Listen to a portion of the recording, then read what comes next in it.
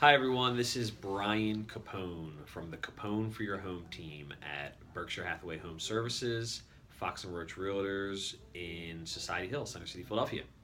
Today I'm going to talk about the Passyunk Square neighborhood.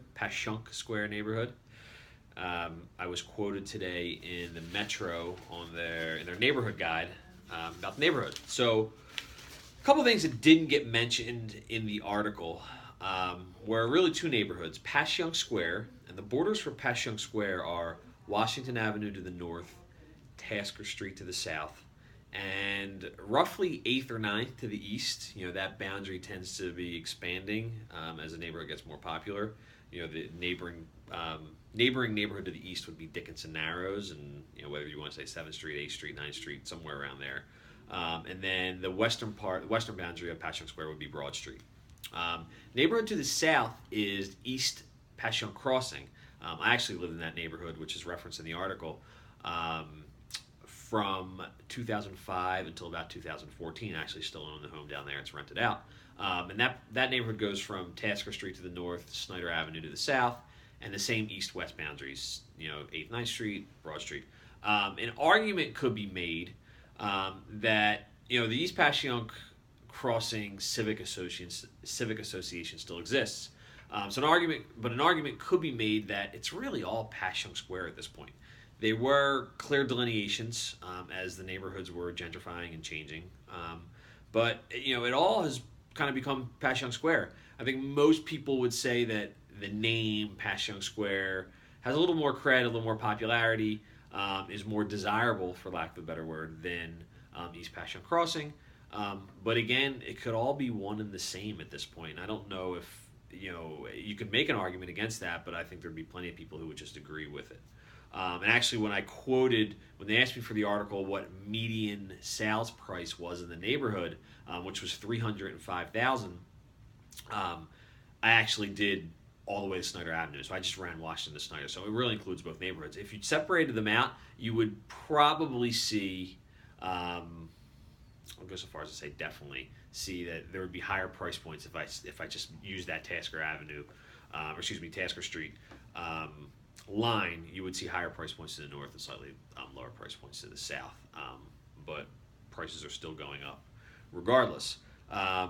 In the neighborhood, I quoted average rentals, which were, I think I did 2 to 3 bedrooms, and you were in like this 1650 a month range. There were some 1700s, there was some lower, but in that ballpark, which has certainly gone up over the years.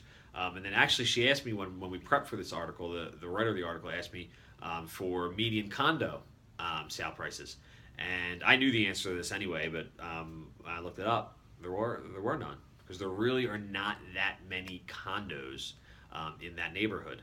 A few buildings. I would probably be remiss to mention them, but few and far between. Generally, single-family homes, mixed-use places, not a ton of duplexes, but some duplexes, and then a lot of 3-story multi-units, so triplexes, quadplexes, if you want to call them that, but not a lot of condos. And then a couple of things I wanted to mention briefly before I run out of time. I'm going to try and keep this under 5 minutes. Just some hot spots and some places that were always on my radar that don't get a lot of love in the media. You have the big restaurants, the new stuff on Passyunk Avenue, and I had mentioned Franco Luigi's in the article, 13th and Tasker. We also mentioned Ippolito's, 13th and Dickinson, but Red's Hoagies, 9th and Mifflin. I lived very close to that place. Close to Southwark Elementary, close to formerly Bach High School. I think it's kind of funny that I'm pretty sure the prices of their hoagies went up when Bach closed. They got a lot of business from the students and the faculty there when that place closed, and obviously you have Bach Bar and all these things now, but I think they had to kind of up their prices. They've been making hoagies since literally, I think, like the 1940s.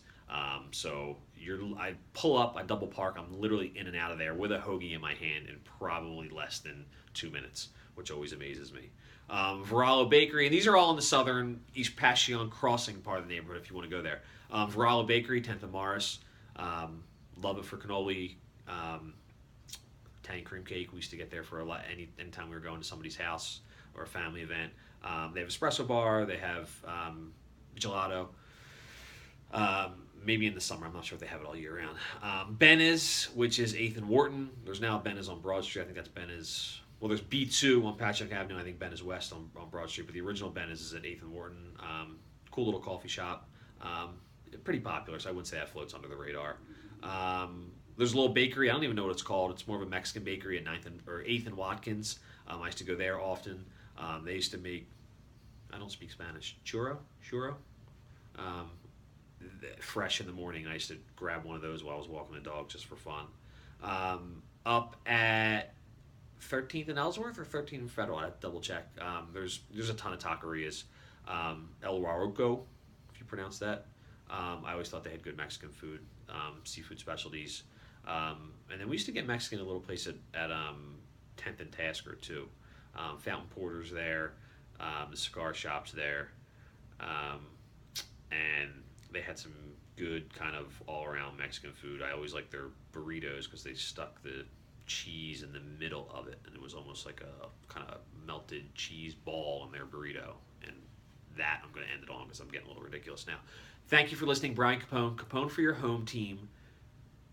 Berkshire Hathaway Home Services, Fox and Roach Realtors, Center City, Philadelphia. Thank you.